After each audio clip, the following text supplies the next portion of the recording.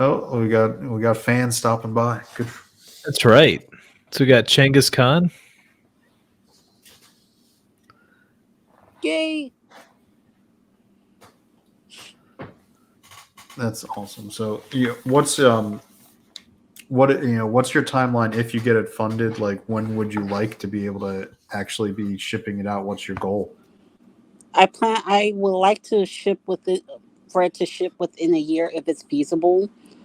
Given that I've heard stories of Mixum, which is the printer I tend to use for my book, having issues and like shipping the book to the creator very, very late. So at best within a year.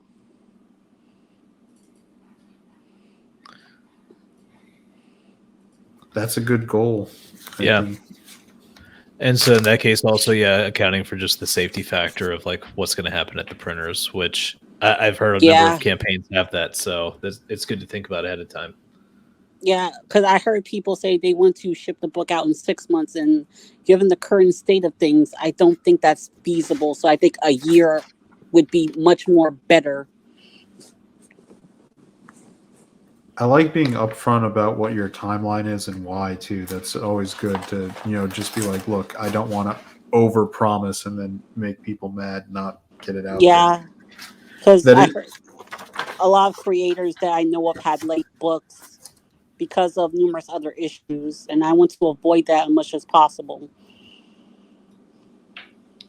Yeah, I think that one thing that is really a problem within the indie space that needs to get better is the late books. There's so many books that are not been delivered yet, even with creators that I really support.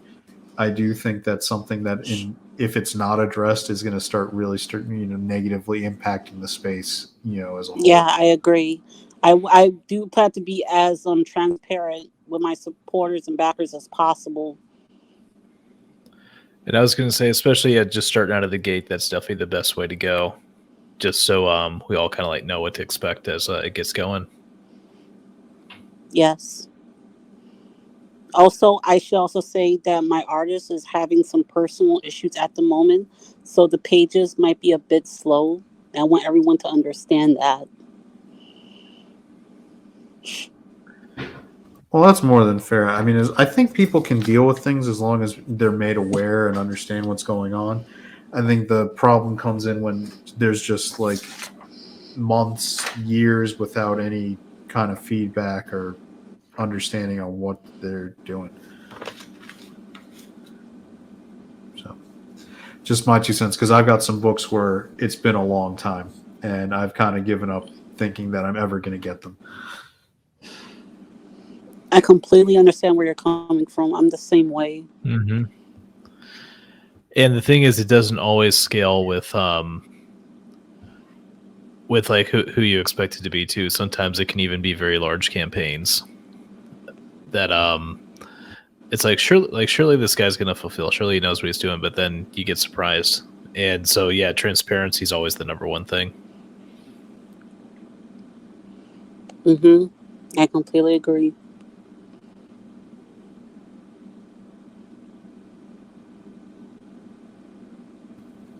All right.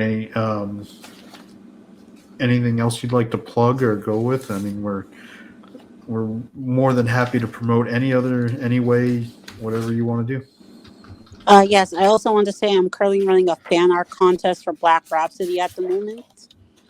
Uh, I'm sorry, there's kind of background noise. That's okay. So where is that fan contest being run? Is it on social On my media, like Twitter. on your Twitter? Awesome. Yes, I have all the details of fan art contest on the pinned thread. It's the theme for the art contest is dark parodies of music albums and concert covers, posters.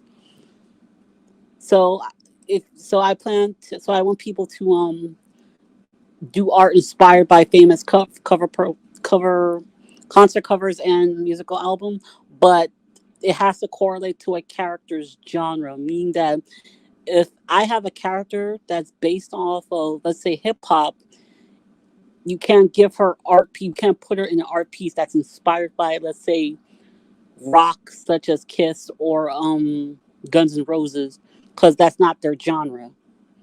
It has to be It has to correlate to the character's genre. Meaning, if you give her like a piece that's inspired by Rihanna or Jay-Z, that's completely okay because that's within that character's genre. That makes sense. I would Yeah. say that I do think that sometimes when you mix genres, you can get some fun stuff. Speaking of that, you're going to see a lot of that in Black Rhapsody.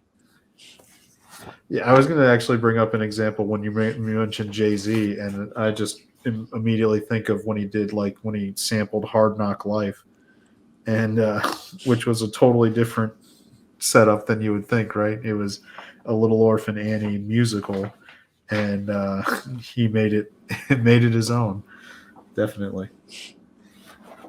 Yeah. And then of course Mike Myers did a send up of it with Austin Powers that kind of changed it back a little bit too, when he had Dr. Evil and Mini-Me rapping to it. Yeah. Nice. All right, cool. And also I put the announcement out there for Freeplay to come in. So yeah, for anybody in the audience, if you want to ask a question, this is just no holds bar. We can talk about any topic. We can talk about classic anime. We can talk about comics, manga. Yeah. Let's just go for it. What do you say, guys? I think in the interest of the current algorithmic gold mine, we should probably talk about the slap heard around the world. Oh God. The slap heard around the world. Yeah, that's a good way to say it. The meaning of it slaps is going to be forever changed because of that. The memes are glorious. Ooh, all I know is memes. I'm just going to throw this out there because somebody said it and it made me laugh every time. It was like, Jada was sitting there just thinking Tupac wouldn't have just slapped him. Oh God. I feel so bad for Will. Mike, I want to share my meme. It's not very effective. I like the the options here. Defer to Jada. That takes it all. Well, my favorite is, there was, I think you've got some other ones too, Joey. Go get them. Yeah. Oh, okay. Yeah, I can go get another one. I'm gonna stop sharing though. Yeah, go for it. Well, I gotta dig up another one. I made a few memes today. What I was thinking was like this has been one of the more over-analyzed moments in television history, and the fact where they cut to like Will Smith was laughing till Jada wasn't, and then all of a sudden he got angry. It's like that's where I was like, what? Yeah, that's called being a simp. Yeah, it's like I was told. And then Chris Rock is. It was like Chris Rock is like Will Smith just smacked the. He's like, get my wife's name out your effing mouth. It's like, wow, this is getting intense.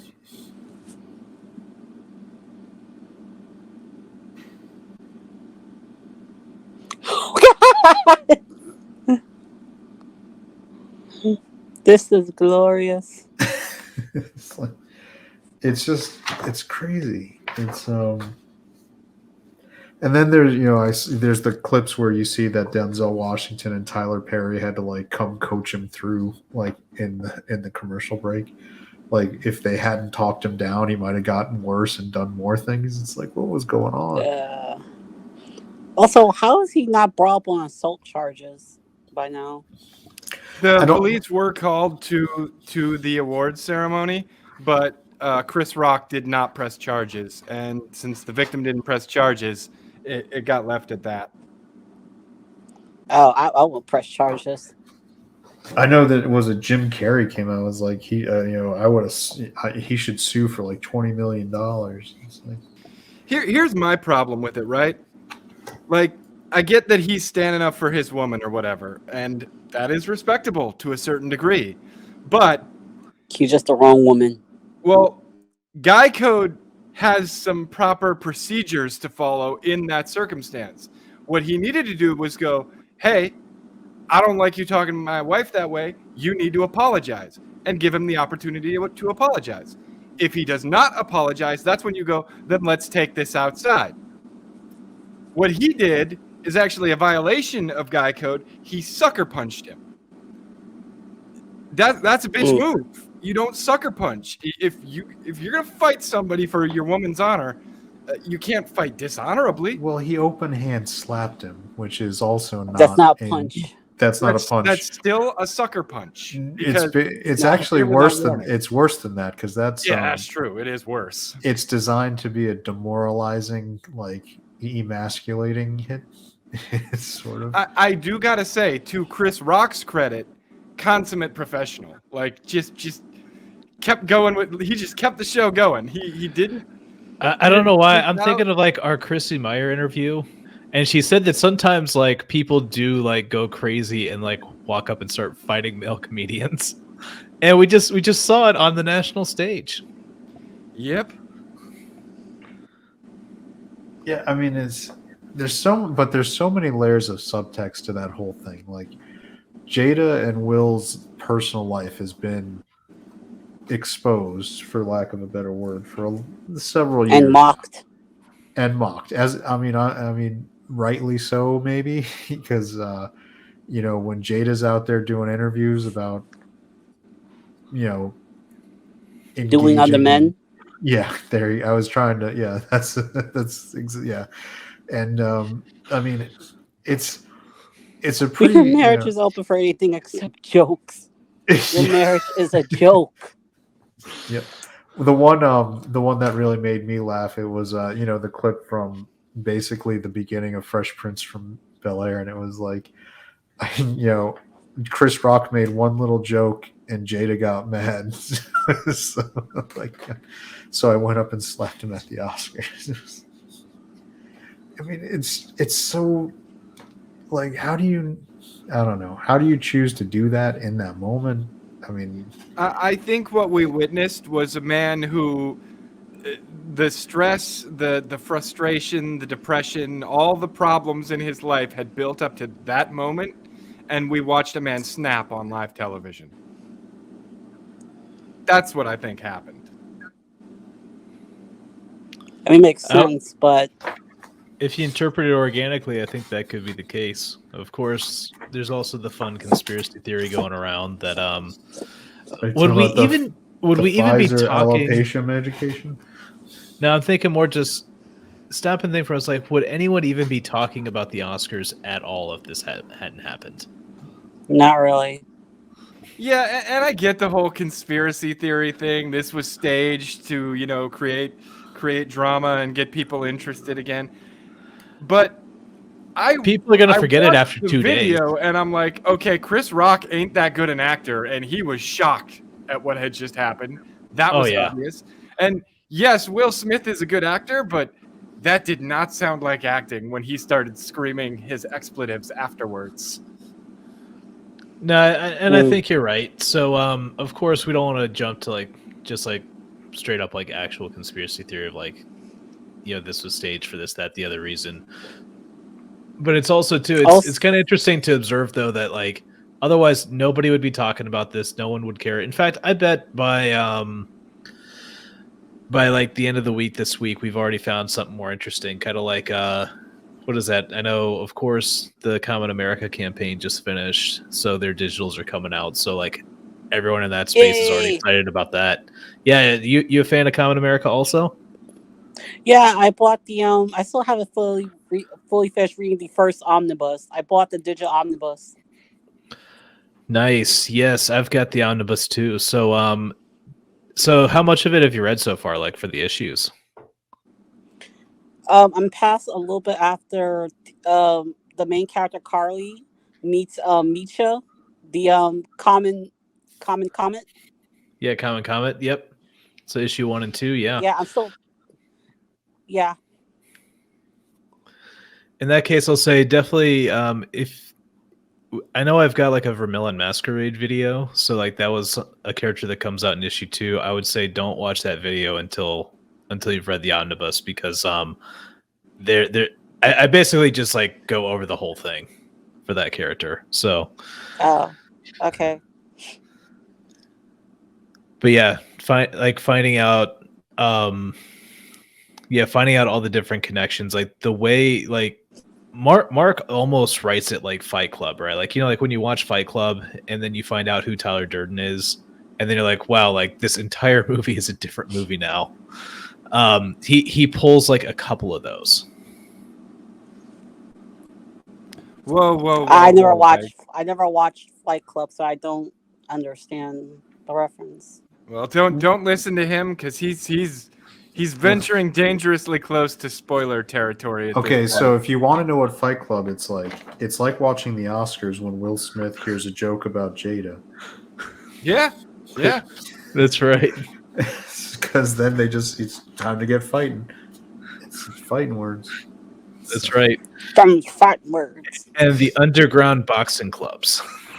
Or in this case, open hand slap. Open hand slap on national television. Well, in that case, for the non-spoiler elements of Fight Club, it does start off with like a guy who's just totally frustrated in his boring office life, and then one day he decides to punch someone, and then all of a sudden he finds out like actually it's a lot of fun to get into fights, and so like they just start fighting all the time until like he's got these clubs running all over the country. You're breaking the first rule of Fight Club. And the second rule, in fact. I know. You don't talk about Fight Club. I mean, the movie's only been out for 24 years. 1999.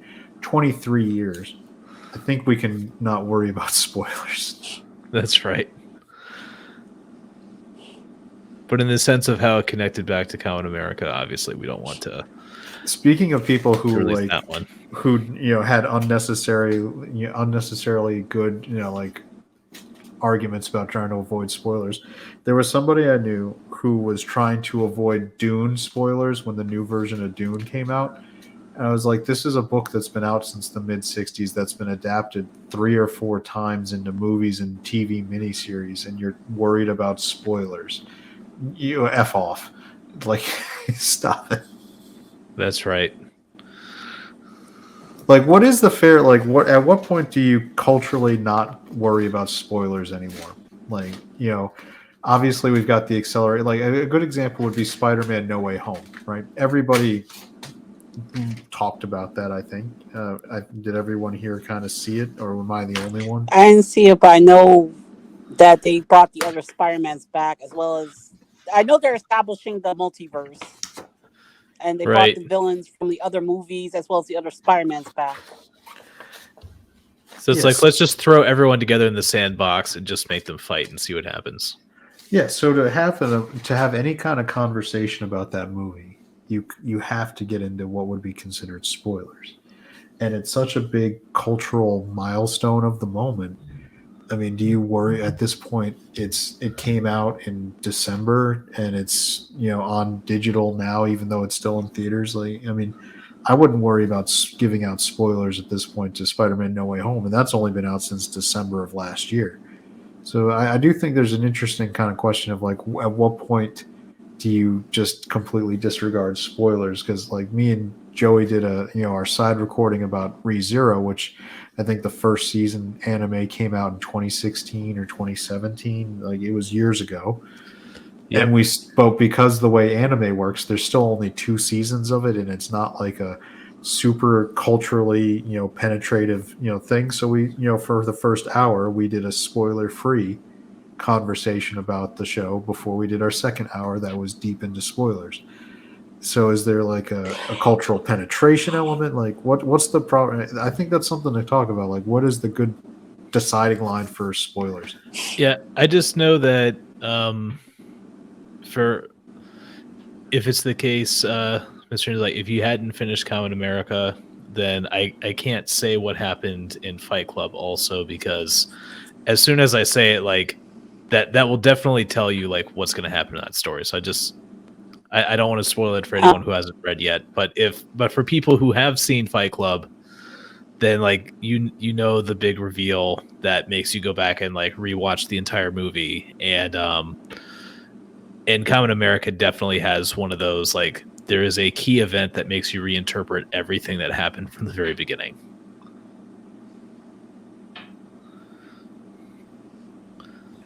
Yeah, well, there you go. So in this case, because of a ongoing product, we're avoiding spoilers on the older one, so that makes sense. Yeah. Okay. Yeah, that was more my concern too, Vinny. I was not terribly concerned with spoilers for Fight Club, but if you do know Fight Club's story and you're working on Common America, if we get too deep into it, it becomes very obvious what to look for in Common America. Yes, indeed. Got it. I mean, So spoiling one by discussing the other.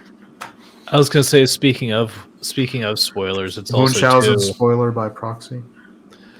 Yep, I'm also thinking about like there's the Ashcan comic that I'm doing as like part of my newsletter sign up, but like we were talking about comic scripts, and I've got it loaded up here, and I'm like, should I spoil that one? And it's like, well, I am writing the script for the next Ashcan, so like maybe I can to show what the process looks like.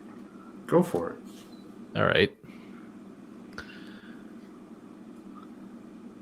So yeah, I've got it side by side here. This is the script. This is the comic. So this is out of my story called Petro Patriot. And also let's move that over a little bit.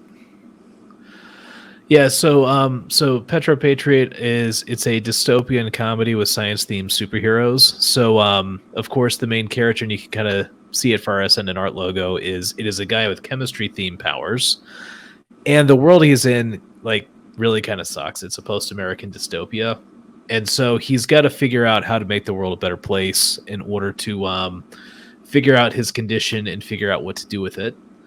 And so the first Ashcan piece I wrote was called Beyond the Walls. And one of the things about this dystopian world is in the same way that the USSR had the Berlin Wall. In this case, the Midwest of the U.S. in the year 2070 is completely empty, and everyone's been pushed over the Appalachians, in which there is now a Western Wall that you need a permit to get out. And so I kind of told the story based around that, and then the characters I put in it were the Grid Girl and the Carnivore. So the two other characters, this hero trio. And so what was fun about that is, so this is a software called Miro. And so the idea was to just go in and kind of like relay out the panels, right? Put the script in there, right? And then also add in like the prior art of the various characters, and then just kind of let my artist go at it from there. And so also like these are the different attitudes of the different characters. So this guy has been out there all the time because he's got special access. The female in the story has never left the city, but the idea is that she's going to go out there a total novice, and between the guide and also her own work, they will end up in a sense like being equals at the end. So it was just, for me, it was fun on the writing side just to write out a basic hero's journey. But as you can kind of see here, like looking at the pages and zooming out, it was just every single thing I wanted to show in here. We were looking for like, okay, like there are existing references or existing images out there. Like, and what's fun is like you can even see this panel, how it tied in directly to was it Roan Mountain Forest. So yeah, like I said, so this is kind of the method, and some parts of it work pretty well, especially in the sense of alongside the pages, you can like stuff it with all these like reference images. So basically what Mike does is he takes this giant corkboard, puts all these things on it, starts running red string between all the different things on the corkboard, and then tries to figure out if it all means something. That's right. And I'll tell you what's the difference between this? What's the difference between what? I was going to say, what's the difference between this and a conspiracy theory? Well, being as most of what he's written is probably also a conspiracy theory, this way works great. That's right. But it's the no. As far as the story itself goes, it's the idea of imagine if the bad guys had already won and had already taken over. It's like, well, what do you do now? And this is from the perspective of like people living in this world. How do they even know that the world they're living in is a bad place? Think about people who grew up under communism, for example, and like how would they know communism is bad?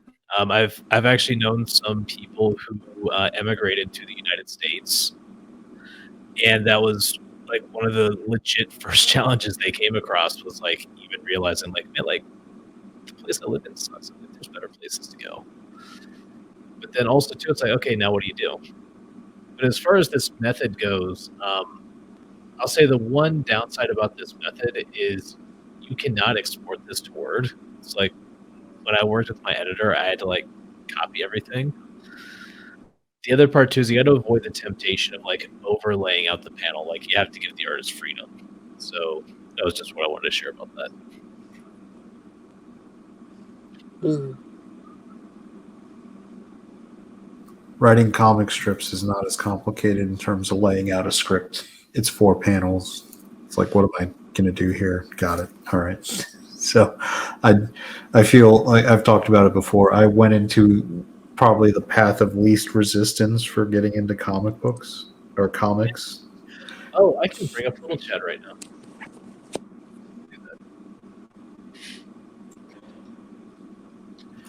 Yeah, a 4-panel comic strip is definitely less complicated.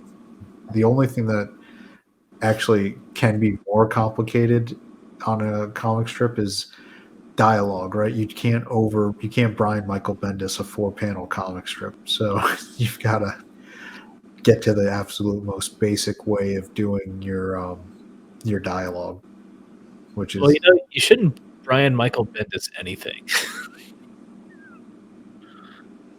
I mean, I could do a Mother of Madness panel, I guess, and just have dialogue going from the top to the bottom, 100%. That has like it also like is even internally inconsistent. I'm trying to think, Mr. Rena, have you seen the coverage of that comic, Mother of Madness? Oh God, don't get me started on that comic. Jesus Christ, that comic. I've read that comic with my friends. Oh, you actually read the whole comic? Ugly. It's so bad.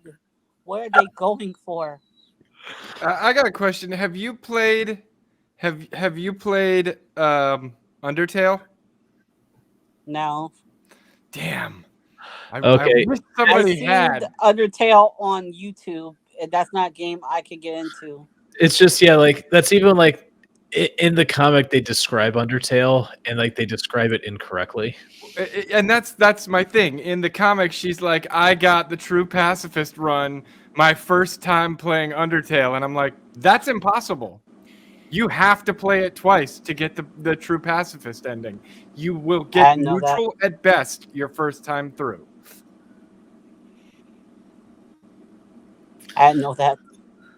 Yeah, so even the stuff that she says is just like internally inconsistent on a number of the things. Not to mention, you're right, like, man, like that art was just crazy.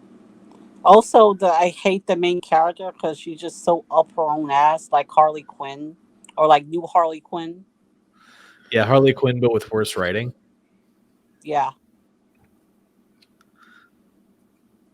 Yeah, and because it's one of the interesting things there, that you making the character likable is harder than some people realize. Like, you can't just assume, like, oh, my character's the hero, therefore people are going to like them. It's like, well, you know what else will never make a character as likable as these people seem to think? Telling us how cool your character isn't what makes us like them. Seeing the cool things that they say and do in the story is what's going to make us like them. But just telling us how awesome they are does not convey that to a reader. Especially if you cover up the whole page with dialogue. Yeah, oh my God. I could tell you so many things, so many like media and properties that done that. And what was she again? A chemical engineer and a part-time sex worker? Like both those She was things? also a drug dealer, which how do you How the hell do you become a chemical engineer when you're doing like all this other stuff that's illegal? Well, I was going to say now, as far as that goes, I think there was a show called Breaking Bad, right? And I'm also thinking it was actually in my alma mater, like where I went to college. We say like this show Breaking Bad was actually inspired by an incident there. This is down in the city of Atlanta. It was like 2 chemistry students who were like actually doing the Breaking Bad, like making drugs in their lab. And the problem though was because they were using lab equipment, it was so pure that it became very clear like it had to come from a university campus. The other problem was they were using their research funds to like actually like order the materials. So the mailman is like these like giant sacks of the same chemical coming in over and over. He's like, I think something's wrong here. I was gonna say, like, if you're working in a lab or you're working at a university or anything like that, like, there are so many paper trails that will lead right back to you if you take any of that shit out of that. That doesn't sound smart.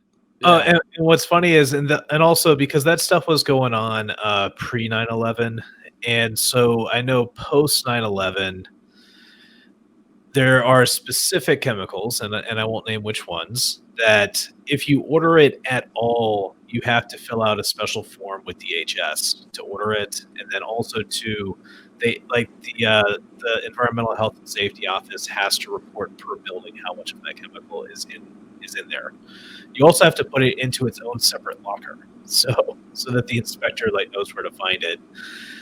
And then this was on top of the guys who were playing Breaking Bad. The specific things they were ordering were then on a list, because it turned out in my lab we needed to order some of that same chemical, and it's like you couldn't order more than like 5 grams, and then again like, you had to file paperwork with the in that case DEA. So yeah, like it's got you can't make it happen again, is what I'll say.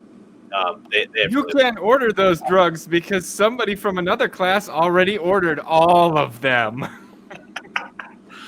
Mm-hmm. And now anybody who orders it gets on the list. So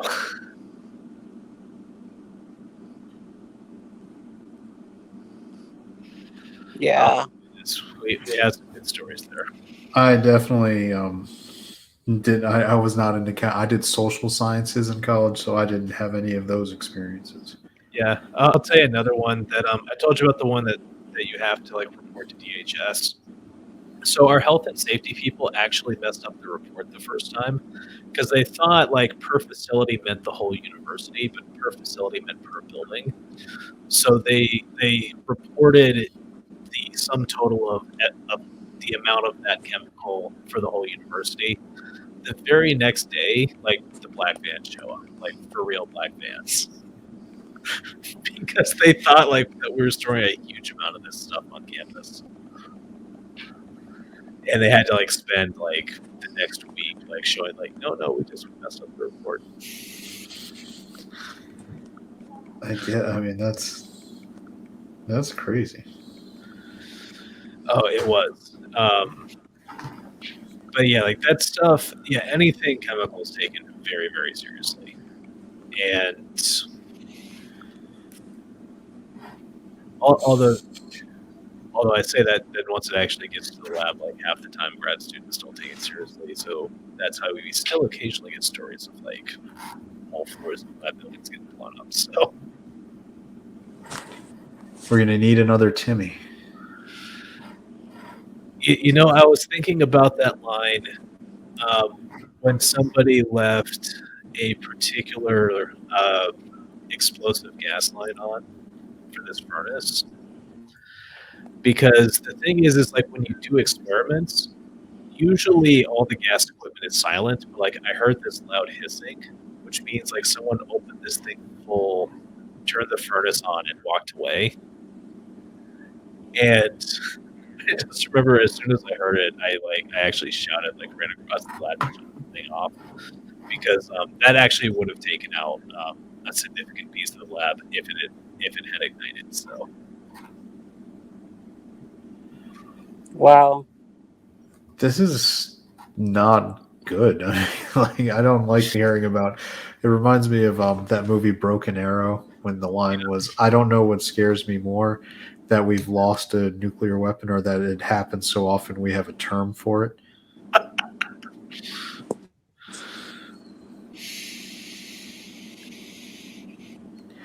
But yeah, so again, I'm glad I was in social sciences where it was just like, lottie dog, what's the answer? I don't know, whatever. Make it up. I'm glad I didn't go to college. You're out in the ocean. I mean, I've taken college courses once or twice, but never finished out a bachelor's. I could make a really bad joke right now, but because of the Navy. Whatever. The Navy was good to me at the time. I mean, I'm a little disappointed in their performance of late, but it's like it'd be the joke. Be like, what did Joey and Jada Pinkett Smith have in common? No, terrible jokes. you're dead to me. Oh man. As far as college did not get interesting until grad school because you don't get any freedom to do anything until then. Right, the rest of it's just books. Are you like moving around or something? Your mic is all over the place right now, Mike. No, I'm not moving. So Sounds like you're underwater and you're like radioing back from the Titanic. You're looking for the diamond that the old lady threw overboard. oh man, Yeah, are you in some kind of submarine right now? Are you? I'll just jump off and jump back. Oh, there it got better for a second. Right now it's you're like Steve Zissou. Started making random Bill Murray movie references. I was gonna say apparently if I hold my hand in the wrong spot, it's going to change the sound. I don't know. Yeah, you sound like crap. All right. Man, this is such a duct tape production. I tell you. I mean, who do we got to get Will Smith to smack to get this thing working again? You guys sound good though.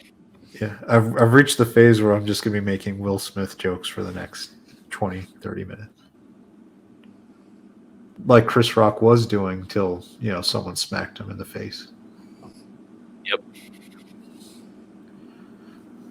I don't know. The other thing about that is like, well, he was making fun of her medical condition. Her medical condition is she lost her hair. Like, no offense, but that.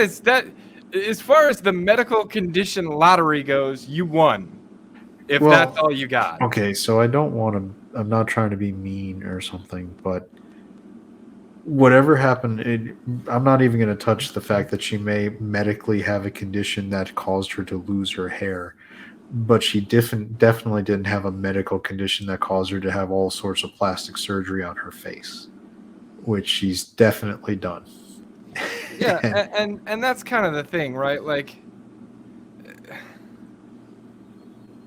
I don't know. It's just silly to me. Like, that is not a medical condition. It's not like he was making light of someone who had terminal cancer or something else that was actually bad. I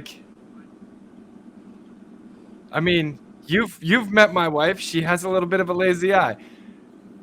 My friends have cracked jokes about that to her on more than one occasion. I have never smacked any of them. And usually my wife, because she's a much better sport than certain wives, I guess, laughs and jokes along with it. Like, what she's never done is looked at me and been like, are you going to do something about that? I mean, partly because she knows I'll crack a joke too at that point, but... Look, what we should have been making jokes about was Jada Pinkett Smith's performance in the Gotham TV series, because that was terrible. Wait, she was in Gotham? Yeah, she was like, she was supposed to be like a crime boss in it. It was terrible. Terrible because it was badly written, or terrible because she can't act? C. All of the above. I was going to say, that sounds like a both kind of answer. It's one of those Mhm. chicken and the egg things. Like, which came first? Like Jada Pinkett Smith not being able to act, or the Gotham being poorly written? It's The like, shitty actor or the shitty script? Oh wait, Yeah. they were both shit. I mean, the peak of Jada Pinkett Smith's career was Scream 2. The Matrix. Oh, see, I didn't like her in The Matrix. It was such a, like, how do I? Well, I The- They didn't got a go from good the video Matrix. game spin-off, Yeah. so there's that. Which one? It was the video game. I forget Oh, what the game was Animatrix or the Matrix video game? Or the video game. Yeah, I mean, number one, don't make stuff where I have to play a video game to understand the plot of the movie. It's and like when the Star Wars sequels came out, the new ones, the Disney ones, and people kept going, "Oh, if you read the comic and this and that, it'll make sense." I was like, "No, you can't do it. That you can't give me homework to try to understand what I went and saw in a movie. I have to be able to watch the movie and understand it, and maybe those other things can be great extras that make me feel even more connected to the world. But if you're storytelling, you've got to, like, when you're writing a comic book, don't make it completely dependent on something else that I'd have to buy to get it. That's one of the reasons I hate the crossover, like the mega event crossovers that they do in a lot of the, when Marvel and DC, where it's like, all right, there's the main series that's like 8 issues, but if you don't actually get this supplemental series and this one, you can't actually follow the main crossover event. It was like, no, you're not making me have to buy like 40 books a month just to track one series. I'm done. It's terrible. Bad economics. I was gonna say, there's a certain threshold; it's not worth it anymore, right? Yeah, and it was, and comic books are too expensive. Like, one of the things that's interesting, people talk about crowdfunded books as being expensive, right? Like, oh, it's like a $15 or $20 comic book, and it's like a regular comic book from like the comic book store is like $6 anyway. So don't, why does this even seem that much more expensive at all? Usually the indie books are giving me a lot more bang for the buck at that point anyway. Yeah, because you get all the, the different tiers. You get I mean, if you're just doing the digital, if you just want to get the digital download version, like most of those are $5, maybe less. Yeah, I was gonna say everywhere I've seen was 3 to 5, and then of course, I got to admit, because now that I'm starting to look at printers, I am really impressed that the Common America guys can do the $10 hardcovers. Because that is not insanity. That is not cheap. That's very expensive. And I know part of it's volume because obviously they're doing was it close to 3,500 backers right now? But even then, I think they said it was like $550 a book to print. So now that's a case of like most of your money really is going right into the book that you're getting. So, and you're right, like 10 is not that much more than 6, especially since it's also a 54-page story.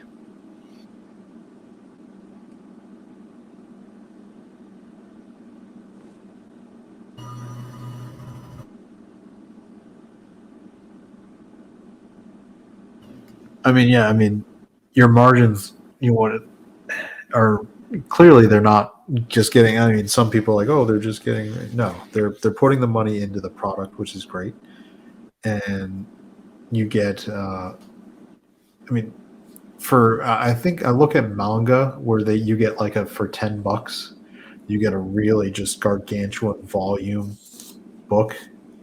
And you compare that to, I mean, just the dollar value. If you're a kid today and you're getting an allowance, and you've got $10 of disposable income, do you want to get maybe 1 1/4 comic book, or do you want to put that $10 to a really gigantic complete manga volume? I mean, do you want to get Demon Slayer where it's like a whole character arc covered, or I mean, if the charts are to be believed, yes, you want to get Demon Slayer.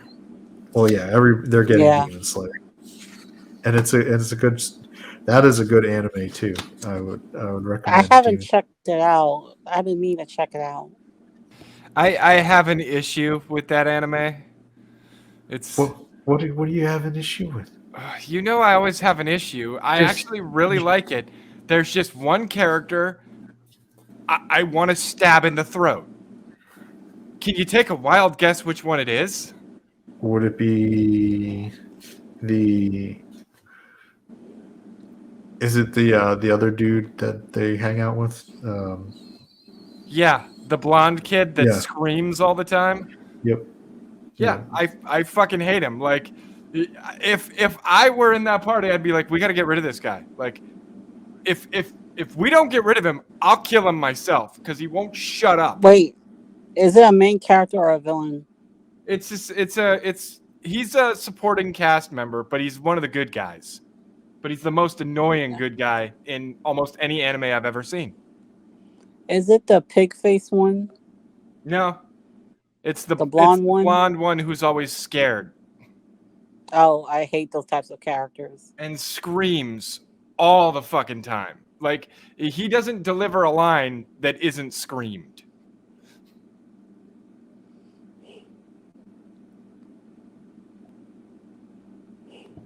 If not for him, it's an amazing anime. One of my favorites, but he ruins it for me.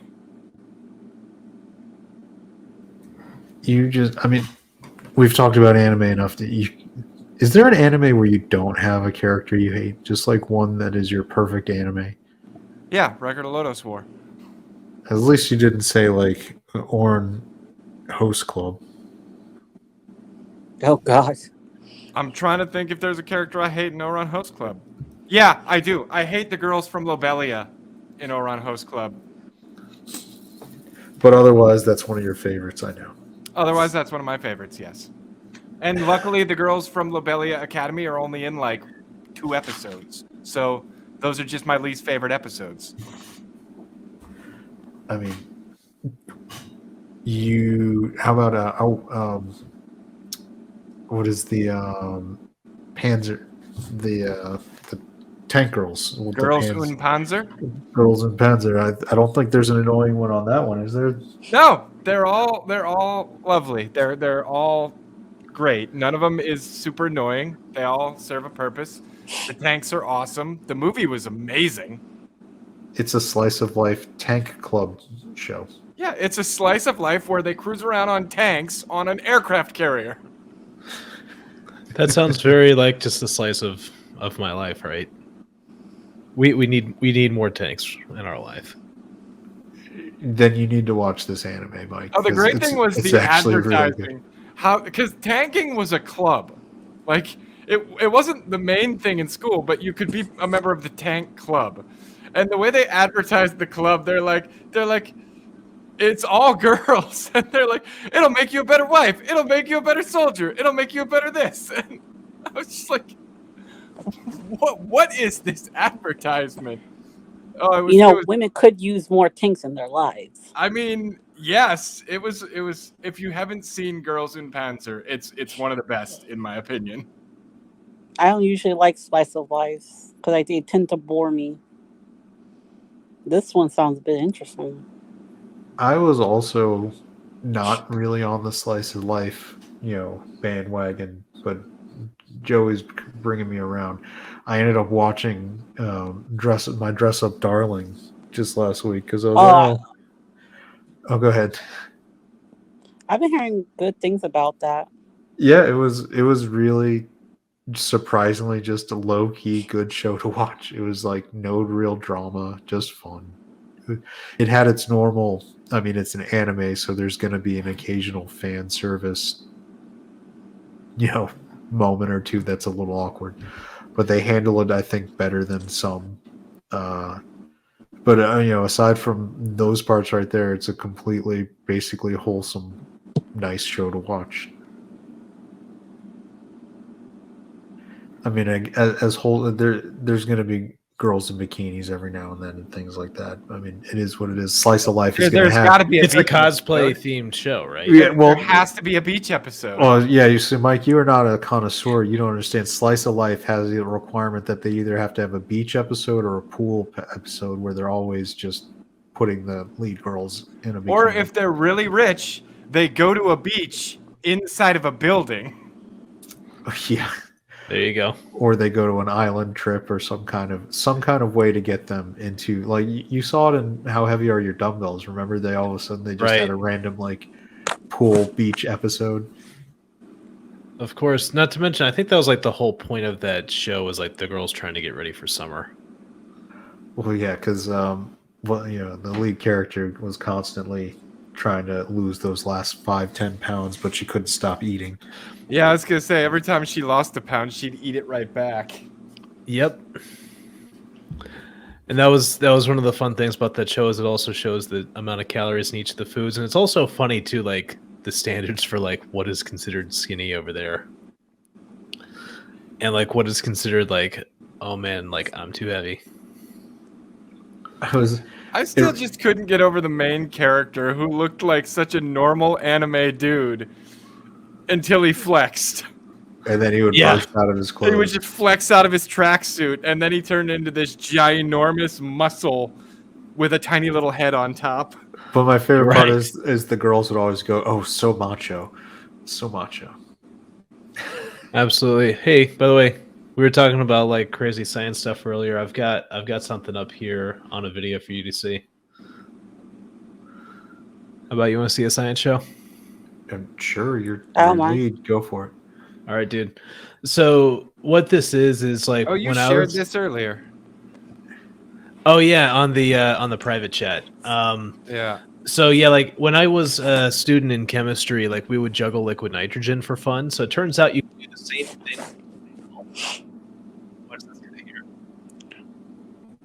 Why are you slapping? Wait, is that lava?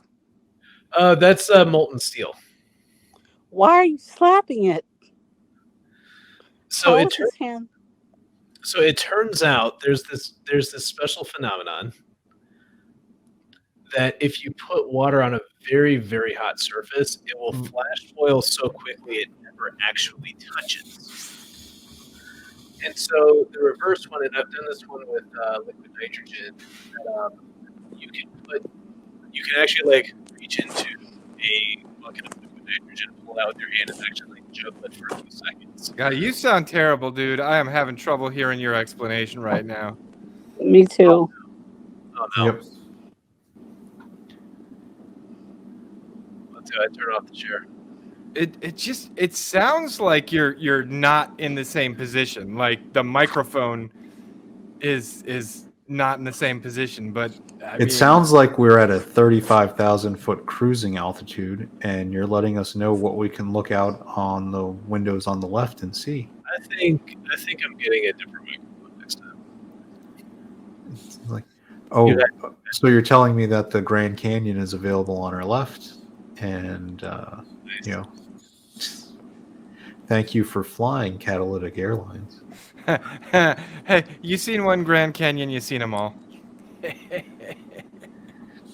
All right. That's funny because there's really only one. I don't know, man. Waimea Canyon in the island of Hawaii is pretty good. Joey, I'm going to need you to get the name of that national monument out your mouth, out your effing mouth right now. I'm gonna slap dude. you. It's just, I just. All right. Well, we are coming up on the second hour now, though, and apparently my microphone decided to be shot. So, I mean, we can totally hear you now. Yeah, oh, great! It's going in and out, which is weird. Yeah, we'll have to work on that. So, the things that happened during Freeplay. They do happen. Yes, they do. Anyway, so like I said, remember we put all those Will Smith, Chris Rock tags in there because that algorithm is gold right now. That's right. yeah, it's like I was gonna make some more jaded Will Smith, Chris Rock jokes. I probably shouldn't though, but they're so funny. Mm-hmm. I liked the one where it showed the picture and it said it showed Jada and she was like, "I'm not impressed. Tupac would have shot him." Yep. Oh God. Yes. I mean, yeah, because that's the thing. It was all so public, and everyone like, when everybody knows your business like that. And I know that he was making a joke, and it was personal because he was saying it was because she's got a medical condition. But when you've shared so much of your life, like out in the public, you better have a thick skin because I'm sure there's been a lot worse jokes made right to his face or at his expense. Yeah, and this is personal opinion, but I would guess that the law of averages bears this one out. But like any couple that says they're in an open marriage, I don't know too many guys who are okay with that, but I do know a lot of guys that would be willing to allow that to happen because they're desperate to keep the woman they love. So that's what I think is going on in the background there. Most men are not okay with that unless they're the ones doing it. Yeah. And most men would not be okay with their wives doing it, even if they were doing it. Well, I'm just wondering, like, if you look at Will Smith has been at the pinnacle of Hollywood logistically since Independence Day, right? Yeah. And he got with Jada after that. I think it was after that. So effectively, he's been at peak career, and in a comparative sense to Jada Pinkett Smith, who's also an actor. So he's got all this success. He was making $20+ million in movies. Super successful, and he's still having there's obviously things going on there that are like where even a guy who's that successful has something where he's in a relationship where he is making compromises that he's clearly not comfortable with or is way past look, you can see in his face he's definitely got concerns honestly, dude, about that. I've known plenty of people who were very successful in their professional lives, and a lot of the times it's almost a balancing of the scales, like professional life is amazing, personal life is shit, or vice versa. Mm-hmm. It's hard to find that balance, and I would imagine in things like Hollywood where like only the the best of the best of the best with honors, sir, are getting in there. A lot of sacrifices have to be made on the side of personal life.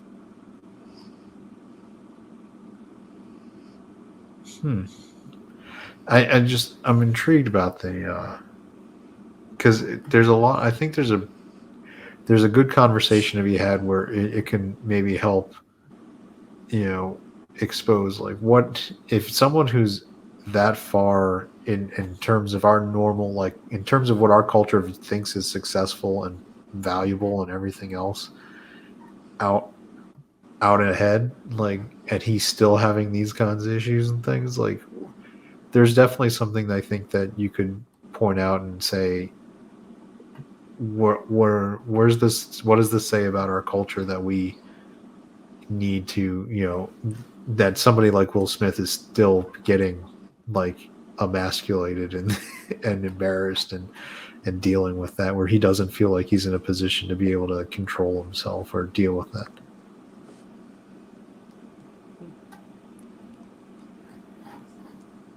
And I mean, a lot of people in the world, like, and even being our age, and we're not super old, but we're kind of old, right? Like nowadays, everything goes out to the internet and is out there forever. Like, I'm glad that wasn't a thing when I was a high schooler. That's all I'm saying. 'Cause... And I was going to say, even back then in the days of the early internet, there was still the Wayback Machine. Yeah. which is fun because I've owned a few domains for one of them I've owned for 20 years now. And so I can find all of my old blogs from like back when I was in high school.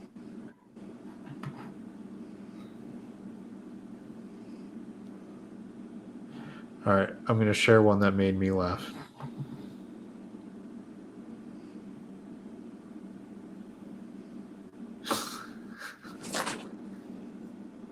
Oh my god! That face, though. When did they catch that one? No, the Jada face. That's a one in a million shot. Oh yeah. That's because the camera was right on there as he was making those jokes. Can you send that to me? I want to post it on my Discord. Sure, I wish definitely will. You know what? And let me. I'll pull up another one because I found the feed that I was reading where it was just the best memes. All right, so we'll do another one.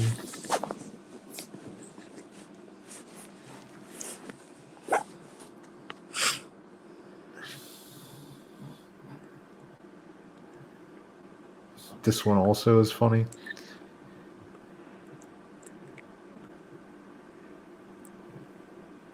Are you allowing the share, Mike?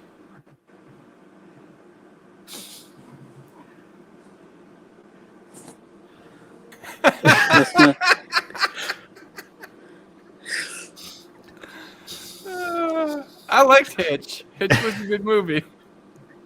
Hitch was a good movie, but now I don't think I ever seen that movie. Not all the way through. It was pretty funny.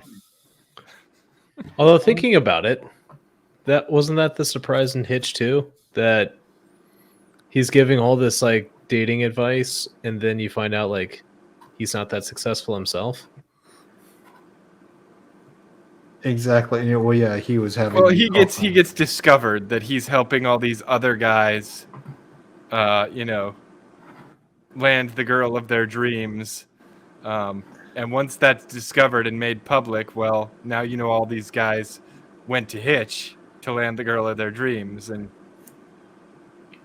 it was a bit of an odd premise, but they played it real well, and that parody movie cover is fantastic. That I want that. You need to put that one up in our private chats at some point. All right, Mike, got one more that made me laugh. I'm going to keep sharing these.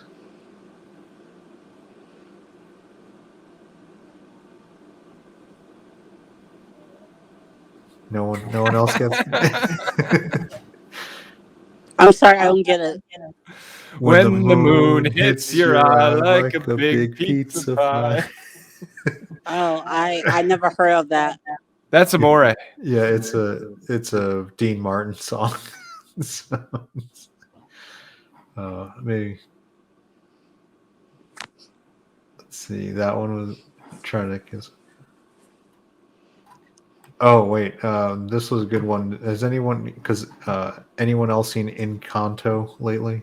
No. No. No. It's let's see, because let's do because Encanto has the song you don't talk about Bruno. We'll talk about it. Yeah. That's a pretty good little Photoshop there. Yeah. So yeah, it was a good one. All right, let me see. I'm gonna, because like you said, I found there was a Twitter feed where it was just like share. Oh, this. All right, and this is a good one for comic book fans because you always see this is a meme you see all the time when you're in the comic book Twitter sphere. That is a good adaptation. That is a good adaptation right there. So somebody rolled that one out. That one's a good one. Joey, have you seen that one? Right, the meme with Batman slapping Robin. Oh yeah, I've seen that one. Haven't seen this one, but I've seen that one. Why was Batman slapping Robin? I don't know the context of that. Nobody probably knows the real reason anymore. Oh, here we go. This and all right, maybe my last one, maybe not. We'll see. If depends on if this is good.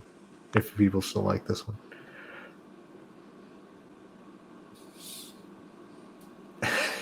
I mean, I like this Okay. one.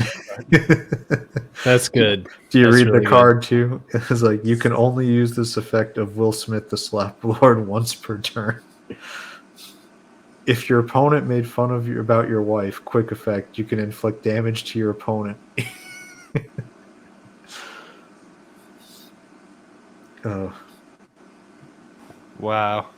That's good. I mean, so this isn't, funny thing that's happened, that happens in modern culture where when a certain, when somebody does something that just makes them for the rest of their life a meme more than anything else. Like, and that's what I worry, Will Smith is now going to just always be the meme of doing this. How do you get over that? I mean, it's his own fault. He should have handled it better. Yeah. So, well, but it's a question for like 2022, right? Like, how do you get out of being a meme? Like, how do you move on from that? I guess it would take a really significant rebranding, wouldn't it? It would have to involve maybe changing how you present yourself. Like, you would have to present yourself as a very different person, as well as just like disappear for a while and hope people forget it. I don't know. I mean, didn't they do that for Alec Baldwin? Or they're currently doing that for him now? Well, yeah. Now Alec Baldwin is like trying to, say like she shot herself. I was like, okay, that's a bold, bold assertion. Yep. All right, I think I've had fun with. I've got one last meme to share. Sounds and good. then I'm totally done. But this one makes me, because as a child of the 90s. Oh, that's good. That's good.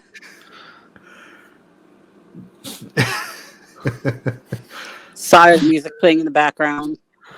I was going to say the Dr. Robotnik Sonic 2, which, speaking of, I've seen all the stuff for that movie coming out. It seems like it's one of the first movies they actually respect the source material.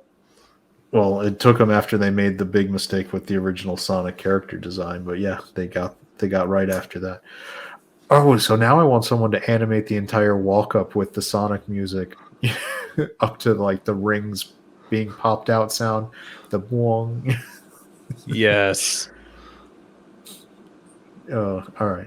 I think that's a good for me. I think that's a good high note to end the podcast on. I think so. Yeah, man. 2 hours of just awesomeness. So, and interesting microphone effects on my side.